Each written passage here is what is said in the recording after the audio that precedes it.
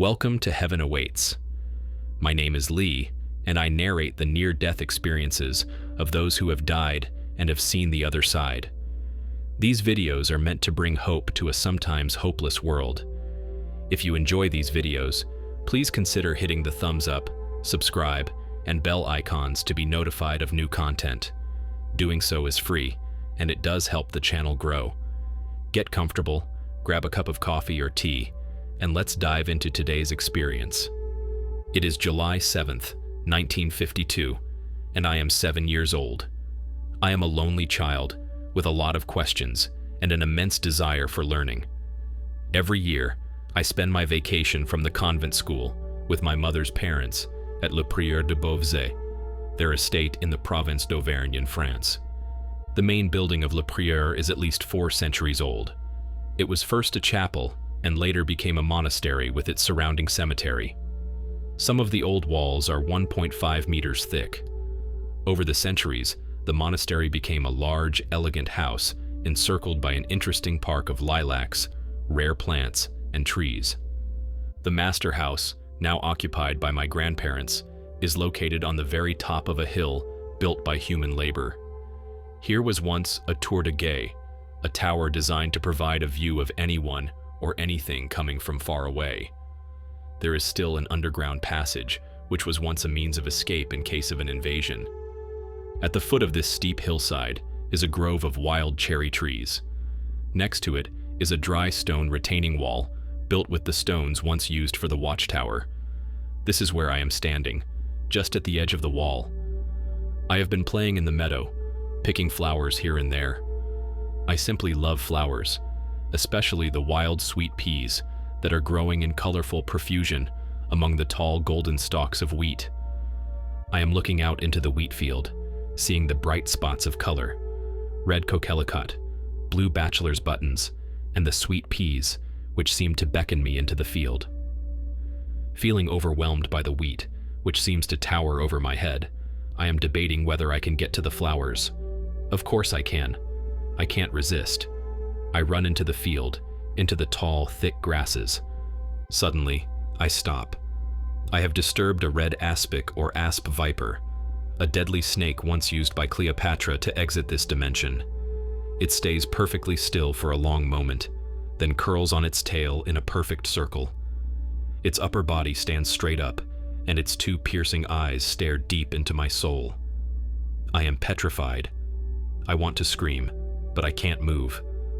A horrible pain suddenly floods my senses, and as the snake undulates away very fast, 2 tiny spots of blood appear on my left ankle. I start screaming long, piercing, and extremely loud sounds of death. Fear is not present, but only the recognition of the fact that I know.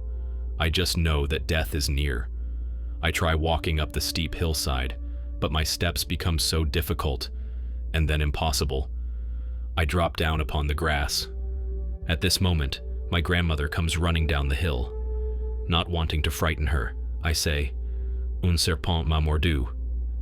A snake bit me. But she knew. She sat next to me, took off her long black apron, and with her 2 hands made long, narrow rags. With 1 hand on each leg, she began twisting them into tourniquets. She then circled my upper leg with the twisted cloth and made a knot. She then grabbed a stick lying nearby on the ground. She used the stick to twist the cloth tightly around my leg, slowing the flow of blood to the heart. After making the tourniquet, she removed my sandal, raised my left ankle to her mouth, and began sucking out the venom. By this time, I was drifting in and out of consciousness. Having done what she could, my grandmother picked me up, carried me to the house, and gently laid me on a chaise lounge, after which I began vomiting without stop. In 1952, my grandparents did not have a telephone or a car, so at the sound of my horrible screams, my grandfather Leon left the house on his bike. He rode like the wind to a public telephone at the other end of the village, more than 2 kilometers from the house. Overcome by the poison, I slipped into an unconscious state. When I regained consciousness for a short time, I found myself in my grandfather's bed, and the bedroom was dark. I could see the 2 doctors attending me, who had come as a result of my grandfather's urgent pleas. One doctor, Dr. Nanon, insisted on giving me an injection of the Pasteur vaccine, while the second and older doctor, Dr. Fayol, felt that it wouldn't do any good. After a long argument, the younger doctor prevailed, and they gave me the injection. As one held me down, I felt the sting of the needle in the lower right side of my stomach, just below my belly button, after which I slipped into a coma that lasted for 10 days. While in the coma, I was oblivious to the reality around me, but I was oddly aware that I had left this dimension. It was then that I saw a beautiful being of light, the Lady of Light, hovering above in the room, who introduced herself to me as "Je suis ta petite maman du ciel." I am your little mother of the sky. She was so beautiful. I still see her so clearly, as though she were standing in mid-air, glowing with an extremely bright and powerful light. A wondrous light that filled me with a loving and warm sense of serenity. Mere words fail me when I try to describe the feeling of well-being and love I felt in the presence of her light. Somehow, I knew it all, the universal mind of creation, the infinity of it all. I was part of it. I am part of it. The love that the Lady of Light gives me is so powerful and peaceful that it must be passed on to others. Somehow, I understand that this love is what will save us. We must care for one another and spread compassion in our world of sadness and destruction. Leaving my body in my bed, I began floating in her direction. She then smiled very softly and opened her arms. She held up the palms of her hands, helping me to understand that I should not come toward her. She wanted me to listen to her. Be strong, and let's all love one another. Please share this love I have for you with others. There are many ways to love. Do not fear, as you will be guided. I will be with you always. You cannot stay with me now. You will show the way. You will be hopeful. In the middle of a garden, you will see a rose, more colorful and beautiful than all the others. When the time comes, you will open yourself to others and share this message of love. To speak to me is prayer, and to pray is to love. Before returning to my body, I remember looking upon a gray, sickly state and feeling no pain or discomfort. Later, while still in the coma, she again visited me, and just as before, I left my body to join her, and she held out her hand and again repeated the same message as before, but with one additional thought. And you will now return to life. You have a lot to learn and a lot to accomplish. My love will always be with you. Never forget. Looking back one last time, I saw a long white gown with a cord knotted around her waist. Her head and shoulders were draped in blue material. There was a live green snake at her feet and a tear-shaped drop of blood on her right foot. Both her arms were extended toward me with her palms up, and her head was slightly bowed to the side. Slowly, both her arms came to rest on her chest, crossing each other. I wanted so very much to curl up in her arms, to remain with her rather than returning to my body, but I had no choice. My body claimed me, and I was immediately overwhelmed by pain and sadness. I was unable to understand what had happened to me completely, and had to stay in bed for several weeks. My leg had swollen to 3 times its normal size, which frightened me, because it was the same mottled color as the snake that had bitten me. Consequently, I refused to talk with anyone. I hated being back in this dimension, and was filled with resentment and longing to slip out of my painful and disfigured body. Later that year, after my recovery, I learned that an adult will survive only 20 minutes after being bitten by the asp, and that I had stayed over 2 hours without the serum. My grandmother was a healer and applied several natural remedies and herbs on my leg, which helped. After the swelling went down and I could finally stand up again, it was a great victory. People said it was a miracle that I had survived. I finally learned how to walk with a cane, but my body took months to recover. However, my spirit did not heal as quickly. Once I had fully recovered, the Institut Pasteur of Paris sent a crew of herpetologists to investigate the incident. Asps were known to be in the south of France, but not in the center, where I had been bitten. I asked if I could accompany them, and watched as they captured some of the snakes. They used a forked stick with a wire noose, which they slipped over the head of the snake and pulled tight to prevent its escape. Holding the asp tightly behind its head with 2 fingers, the men forced it to open its jaw, and the 2 deadly hooks let forth a stream of creamy venom into a glass container. Over 30 snakes were captured, put into bags, and taken to a laboratory for further study. One huge serpent was found a few steps away from the house in an ancient rosebush. He was the last one captured and brought the total to 31 snakes. After some time passed, I started asking Therese for some explanation about the beautiful Lady of Light. I desperately needed some information about my experience. She seemed startled by my account and was filled with fear and horror by what I had told her.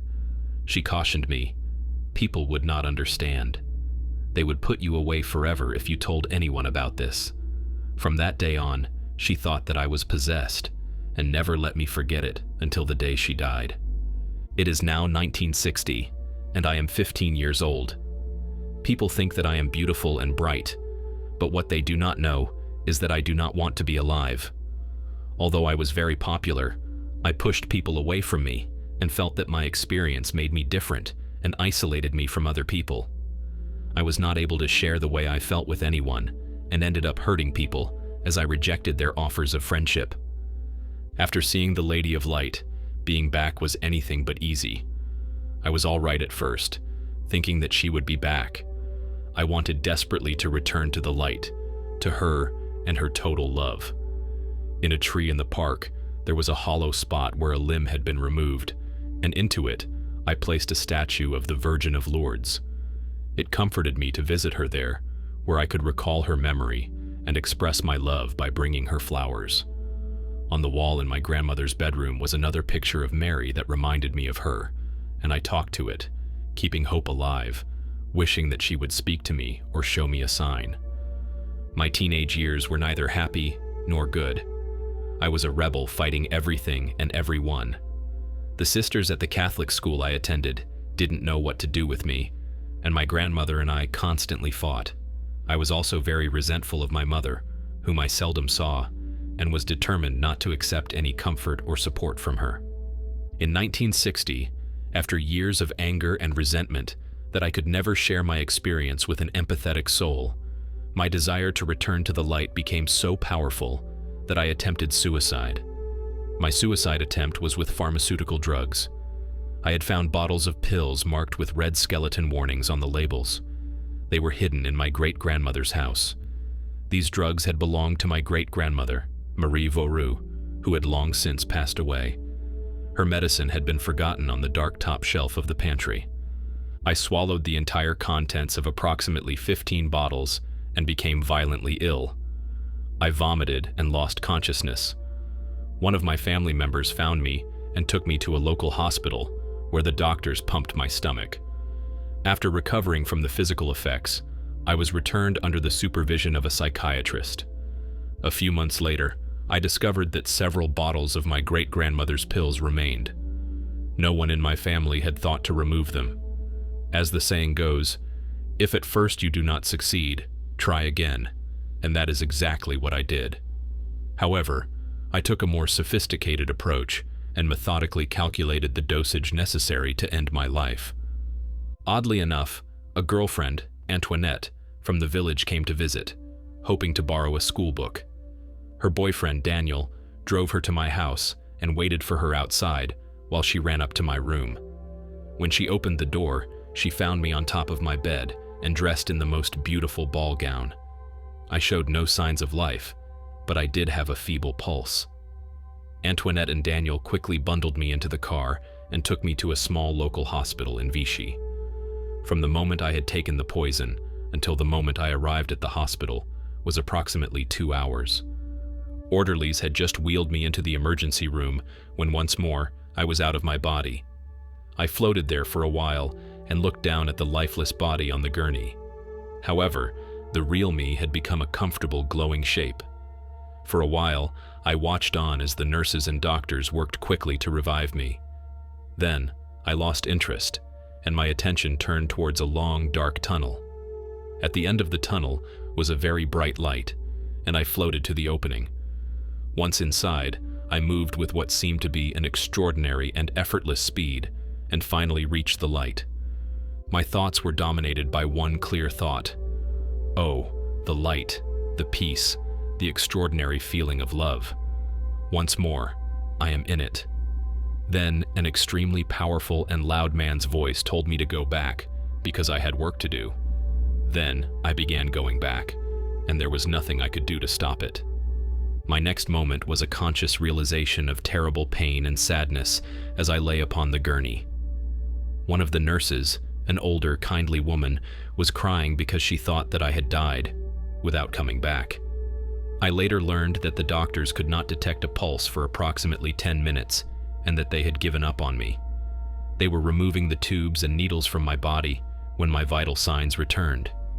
Surprised, they quickly resumed their efforts and worked feverishly to stabilize my condition. In the hours that followed, the fog of pain that dominated every breath could not prevent my sadness. Not sadness for what I had done, but for what I had failed to achieve.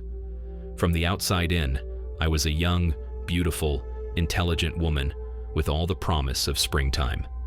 However, from the inside out, I was a prisoner in a gilded cage made of flesh and bones. The sense of isolation we feel as humans is a lonely experience. Our serenity comes to us in small pieces. Like hungry animals, we must savor each morsel with gratitude, knowing that beyond this life, we will find limitless serenity and love. As much as I wanted that, I was forced to realize that I had been tasked and that I would not be allowed to shirk my responsibility. My choice was simple. I could live a twisted life full of bitterness, or I could accept my responsibility with an open heart. One might think that such a decision would take many years of agonizing, yet it was as though I had simply thrown a switch and turned on a new light, the light of my responsibility. Since that day, I've never contemplated suicide again. This experience changed my life completely. Once I understood that I couldn't go back, I stopped fighting with the world and began trying to pass on the love that I received to those around me. In my work with the terminally ill, I draw upon my own experiences for the benefit of those who are making their transition to another dimension. Having lost my fear of death long ago, I know with every fiber of my being that love can never fail us. It is this certainty that I can pass along to people who are dying and to those who are troubled and in turmoil. That does it for Nadia's NDE. Hopefully, my fluent French listeners aren't making fun of my extremely poor French. Until the next video, stay safe and continue to be blessed.